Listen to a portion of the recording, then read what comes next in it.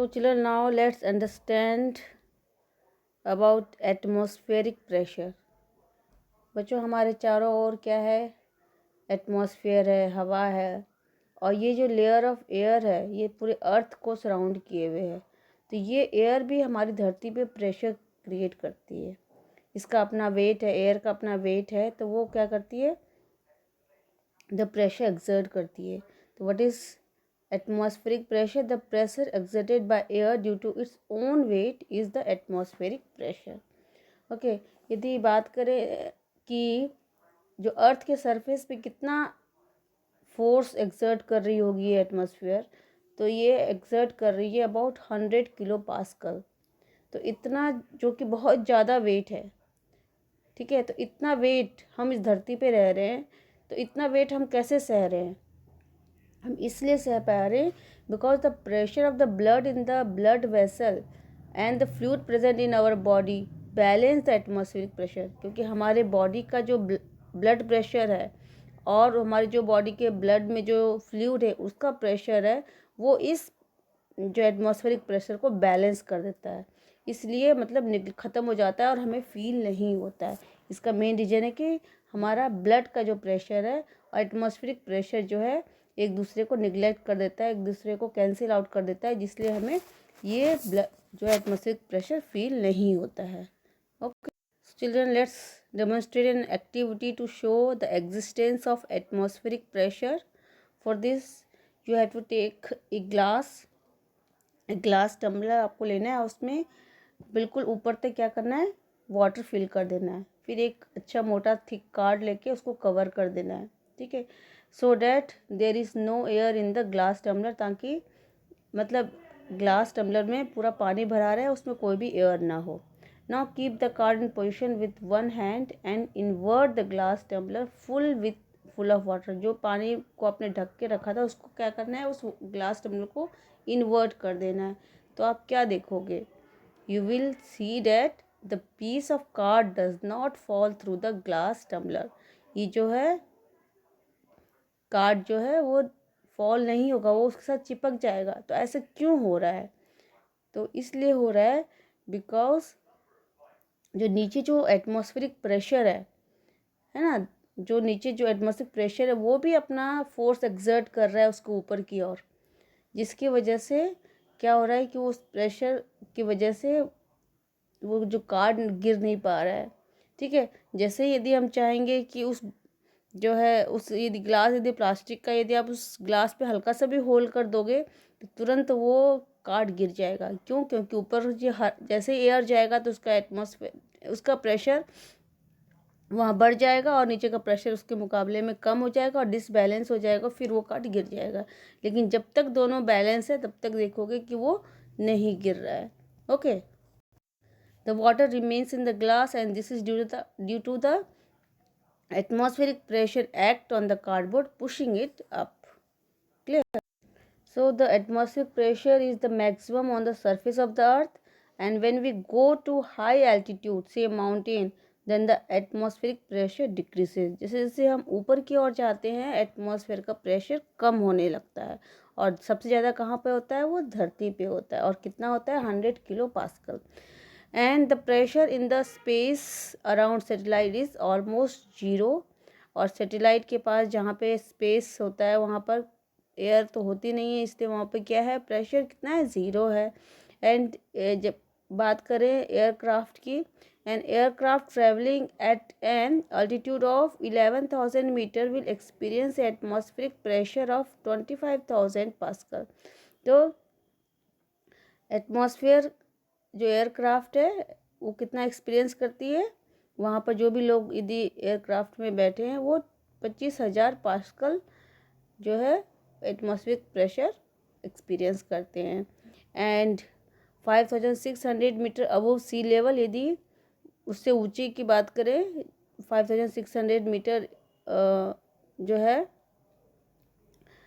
उसे थोड़ा नीचे की बात करें तो the atmospheric pressure is about 50,000 pascal. जैसे से नीचे की ओर आ रहे हैं तो प्रेशर बढ़ रहा है, और उससे नीचे आने पे जो है 50,000 पास्कल वहाँ पे एटमॉस्फेरिक प्रेशर, मतलब जैसे जैसे नीचे आते जाएंगे वो प्रेशर बढ़ते जाएगा। At sea level the atmospheric pressure is about 100,000 kilo pascal. 1 atmospheric pressure is equal to 10⁵ pascal, और कह सकते हो 10⁻⁴ न्यूटन पर मीटर स्क्वायर, क्योंकि जो है प्रेशर का फॉर्मूला क्या है, फोर्स पर यूनिट एरिया है ना। तो यदि इसको चेंज करेंगे तो हमारा आ जाएगा 10⁻⁴ न्यूटन पर मीटर स्क्वायर। सो बच्चों, जो माउंटेनियर्स होते हैं जो कि पहाड़ों पे चढ़ते हैं, तो वो जो है जब बहुत अधिक हाइट पे जाते हैं तो क्या होता है, उनमें नोज़ ब्लीडिंग की प्रॉब्लम होती है। वो ऐसा क्यों होता है, because due to the air pressure वहाँ पर क्या होता है, कम होता है, जिसकी वजह से उनके ब्लड का जो प्रेशर उससे डिसबैलेंस हो जाता है, जिसकी वजह से due to the some of the blood capillaries burst and blood comes out straight from the nose. क्या होता है कि जो है ब्लड प्रेशर जो है डिसबैलेंस हो जाता है, क्योंकि बॉडी का जो ब्लड प्रेशर है और वहाँ का जो ब्लड प्रेशर है उसमें बहुत अंतर हो जाता है, जिसकी वजह से जो है ब्लड जो है नोज के द्वारा बाहर आ जाता है। एंड उसी तरह से एस्ट्रोनॉट जो है जो स्पेस में जाते हैं उनको मतलब ऑक्सीजन की ज़रूरत होती है, तो वो क्या करते हैं, वो स्पेशल सूट पहनते हैं ताकि नॉर्मल एटमॉस्फेरिक प्रेशर को बैलेंस किया जा सके, क्योंकि अर्थ का एटमॉस्फेरिक प्रेशर और हमारा ब्लड का प्रेशर बैलेंस है, तभी हम नॉर्मली रह रहे हैं। लेकिन यदि हम दूसरी जगह जाएंगे तो वहाँ का जो प्रेशर होगा और हमारा प्रेशर यदि बैलेंस नहीं होगा तो हमें प्रॉब्लम हो सकता है। इसलिए जो है स्पेस में जाने के लिए उन्हें सूट पहनना पड़ता, ताकि उनका अंदर का जो बॉडी का ब्लड प्रेशर है और एटमॉस्फेरिक प्रेशर को बैलेंस किया जा सके। So now let's discuss the application of atmospheric pressure. ये एटमॉस्फेरिक प्रेशर हमारे लिए क्या फ़ायदे करते हैं, कहाँ कहाँ हम यूज़ कर सकते हैं इस एटमॉस्फेरिक प्रेशर का। तो लेट्स सी। एक तो हम ड्रिंकिंग स्ट्रॉ में जब किसी भी जूस का स्ट्रॉ से सक करते हैं तो हम क्या करते हैं, when we suck air inside the straw, air inside the straw is removed leaving a low pressure area. जैसे ही हम किसी भी स्ट्रॉ को जब जूस में डालने के बाद सक करते हैं तो क्या करते हैं, हम स्ट्रॉ के अंदर जो एयर होता है हम उसको अंदर की ओर ले लेते हैं, वहाँ पर क्या होता है, लो प्रेशर एरिया क्रिएट हो जाता है। अब यहाँ पर लो प्रेशर क्रिएट हो गया तो क्या है, एटमॉस्फेरिक प्रेशर तो उतना ही है। The higher atmospheric pressure act on the surface of the water and pushes drinks into the straw. और जो सरफेस ऑफ वाटर पे या सरफेस ऑफ जूस पे जो प्रेशर है वो तो ज़्यादा है, तो वो क्या करेगा, वो जहाँ पे लो प्रेशर होगा उस साइड को जाने की कोशिश करेगा और फिर वो पाइप के अंदर जो है जूस अंदर चला जाएगा। तो इस तरह से एटमॉस्फेरिक प्रेशर के हेल्प से हम किसी भी स्ट्रॉ से जो है हम जूस या वाटर को पीते हैं। Okay, next is sucker hook. एक तरह का हुक होता है जो कि आपने देखा होगा कि दीवार पे चिपक जाता है। तो वो ऐसा इसलिए होता है क्योंकि when the sucker hook is press the air inside is forced out and leaving the low pressure area. उसमें इस तरह से वो शकर जो बना होता है वो जो रबड़ का बना होता है, ठीक है, वो रबड़ का एक तरह का डिश होता है जो कि जैसे ही हम थोड़ा सा उसको दबाते हैं ना तो वहाँ का जो एयर होता है वो हट जाता है, ठीक है। When the sucker hook is press the air inside is forced out and leaving the low pressure, जिसकी वजह से अंदर का एरिया में लो प्रेशर एरिया क्रिएट हो जाता है। तो बाहर का प्रेशर जो है ज़्यादा है, जिसकी वजह से हुक जो है ज़्यादा प्रेशर जो उसको दबाने की वजह से वो उस तरह से दीवार में चिपका रहता है। उसी तरह से एक रबर सेक्शन पैड होता है, आपने देखा होगा कि बहुत सारे कार में भी होता है कि इस तरह से जो कि खिड़कियों पे चिपकाया जाता है तो इस तरह से चिपक जाता है। वो इसलिए होता है वो भी कि जो रबर सेक्शन पैड होता है ना उसमें रबड़ का बना होता है, तो वो जैसे ही हम उसको दबाते हैं तो क्या होता है, वो अंदर का जो एयर होता है उसको रिमूव कर देता है, वहाँ पर लो प्रेशर बन जाता है और बाहर का जो प्रेशर है उसको दबा देता है और फिर वो नहीं निकलता है, ठीक है।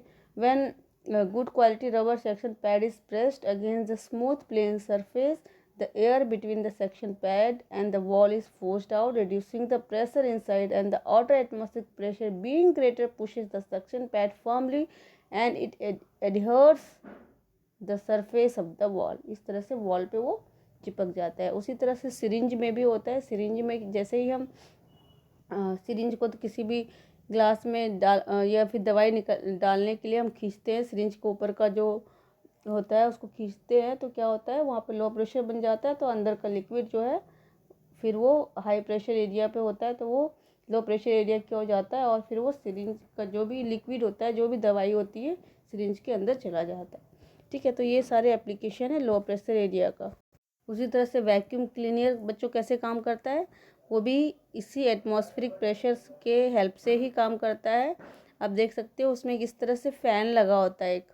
ठीक है, जैसे कि ये फ़ैन दिख रहा है ब्लू कलर का आपको, तो ये फ़ैन जो है, the fan sucks out the air when it switched on. जैसे ही हम स्विच करते हैं तो ये फ़ैन क्या काम करता है, ये अंदर का जो एयर होता है इसे खींचने का काम करता है, बाहर निकालने का काम करता है। और वहाँ पर जैसे एयर बाहर निकलता है तो वहाँ पर लो प्रेशर बन जाता है, जिसकी वजह से वहाँ का वैक्यूम क्रिएट हो जाता है। वैक्यूम क्रिएट होना मतलब लो प्रेशर एरिया क्रिएट हो जाता है।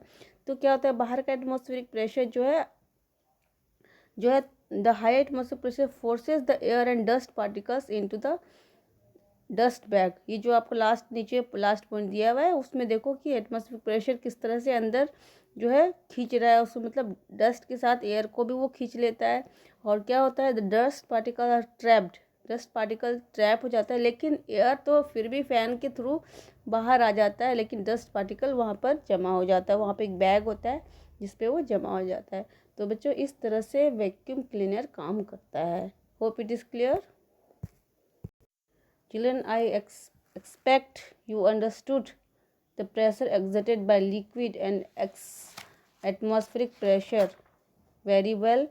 So, children, that's all for today's, and with this our chapter also completed. Okay, bye. Thank you.